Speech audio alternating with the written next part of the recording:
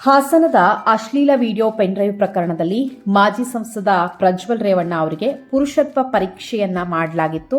ಆ ಒಂದು ಪುರುಷತ್ವ ಪರೀಕ್ಷೆಯ ವರದಿ ಈಗ ಎಸ್ಐಟಿ ಕೈ ಸೇರಿದೆ. ಜೊತೆಗೆ ಪ್ರಜ್ವಲ್ ರೇವಣ್ಣ ದೈಹಿಕ ಸಂಪರ್ಕವನ್ನ ಸಾಧಿಸಲು ಸಮರ್ಥರಿದ್ದಾರೆ ಅನ್ನುವಂತಹ ವಿಚಾರ ಆ ಒಂದು ವರದಿಯಲ್ಲಿ ಗೊತ್ತಾಗಿದೆ. ಸದ್ಯ ಪ್ರಜ್ವಲ್ ರೇವಣ್ಣ ಪರಪ್ಪನ ಅಗ್ರಹಾರದಲ್ಲಿದ್ದಾರೆ. ಜೊತೆಗೆ ಕೆಲವು ದಿನಗಳ ಹಿಂದೆ ಅಷ್ಟೇ ಬೆಂಗಳೂರಿನ ಬೌರಿಂಗ್ ಆಸ್ಪತ್ರೆಯಲ್ಲಿ ಪ್ರಜ್ವಲ್ ರೇವಣ್ಣ ಅವರನ್ನ ಪುರುಷತ್ವ ಪರೀಕ್ಷೆಗೆ ಒಳಪಡಿಸಲಾಗಿತ್ತು. ಜೊತೆಗೆ ಎಸ್ಐಟಿ ಅಧಿಕಾರಿಗಳು ಪದೇ ಪದೇ ಪುರುಷತ್ವ ಪರೀಕ್ಷೆಗೆ ಒಳಪಡಿಸ್ತಾ ಇರೋದ್ರಿಂದ ನನಗೆ ಮುಜುಗರ ಆಗ್ತಾ ಇದೆ ಅಂತ ಈ ಹಿಂದೆ ನ್ಯಾಯಾಲಯದ ಮುಂದೆ ಪ್ರಜ್ವಲ್ ರೇವಣ್ಣ ಅಳಲು ತೋಡಿಕೊಂಡಿದ್ರು ಅನ್ನುವಂತಹ ವಿಚಾರ ಕೂಡ ಗೊತ್ತಾಗಿತ್ತು. ಜೊತೆಗೆ ಇನ್ನೂ ಕೂಡ ಧ್ವನಿ ಪರೀಕ್ಷೆ ಹಾಗೆ ಇನ್ನಿತರ ಪರೀಕ್ಷೆಗಳ ವರದಿ FSLನಿಂದ ಬರಬೇಕಿದೆ.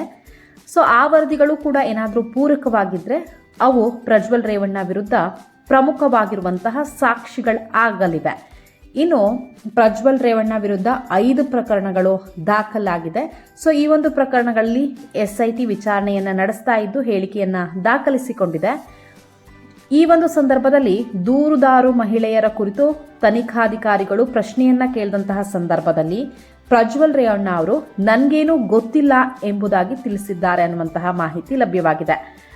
ನನಗೆ ಅವರು ಯಾರೆಂಬುದೇ ಗೊತ್ತಿಲ್ಲ ಅಂತ ಹೇಳಿದ್ದಾರೆ ಅನ್ನುವಂತಹ ಮಾಹಿತಿ ಲಭ್ಯವಾಗಿದೆ.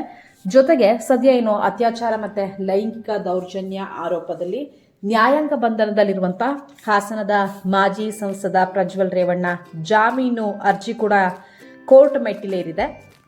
ಜಾಮೀನನ್ನು ಕೋರಿ ಅವರು ಹೈಕೋರ್ಟ್ಗೆ ಅರ್ಜಿಯನ್ನು ಹಾಕೊಂಡಿದ್ದಾರೆ.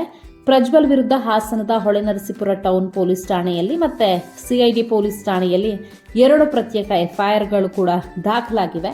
ಈ ಸಂಬಂಧ ಜಾಮೀನನ್ನ ಕೋರಿ ಸಲ್ಲಿಸಿದ್ದಂತಹ ಅರ್ಜಿಗಳನ್ನು ಜನಪ್ರತಿನಿಧಿಗಳ ವಿಶೇಷ ನ್ಯಾಯಾಲಯ ವಜಾಗೊಳಿಸಿತ್ತು. ಸೊ ಹಾಗಾಗಿ ಈಗ ಪ್ರಜ್ವಲ್ ರೇವಣ್ಣ ಪರ ವಕೀಲರು ಹೈಕೋರ್ಟ್ಗೆ ಮೊರೆ ಹೋಗಿದ್ದಾರೆ. ಇನ್ನು ಹೊಳೆನರಸೀಪುರ ಪೊಲೀಸ್ ಠಾಣೆಯಲ್ಲಿ ದಾಖಲಾದ ಪ್ರಕರಣದಲ್ಲಿ ಜಾಮೀನನ್ನ ಕೋರಿದ್ದಾರೆ. CID ದಾಖಲಿಸಿರುವಂತಹ ಪ್ರಕರಣದಲ್ಲಿ ನಿರೀಕ್ಷಣಾ ಜಾಮೀನನ್ನು ಕೂಡ ಕೋರಲಾಗಿದೆ. ಈ ಅರ್ಜಿಗಳ ವಿಚಾರಣೆ ಇವತ್ತು ಶುಕ್ರವಾರ 2:30ಕ್ಕೆ ನಿಗದಿಯಾಗಿದೆ. ಸೊ ಹಾಗಾಗಿ ಪ್ರಜ್ವಲ್ ರೇವಣ್ಣ ಅವರ ನ್ಯಾಯಾಂಗ ಬಂಧನ ಮತ್ತಷ್ಟು ವಿಸ್ತರಣೆಯಾಗತ್ತಾ ಅಥವಾ ಅವರಿಗೆ ಜಾಮೀನು ಸಿಗತ್ತಾ ಅನ್ನೋದನ್ನ ಕಾದು ನೋಡಬೇಕಿದೆ.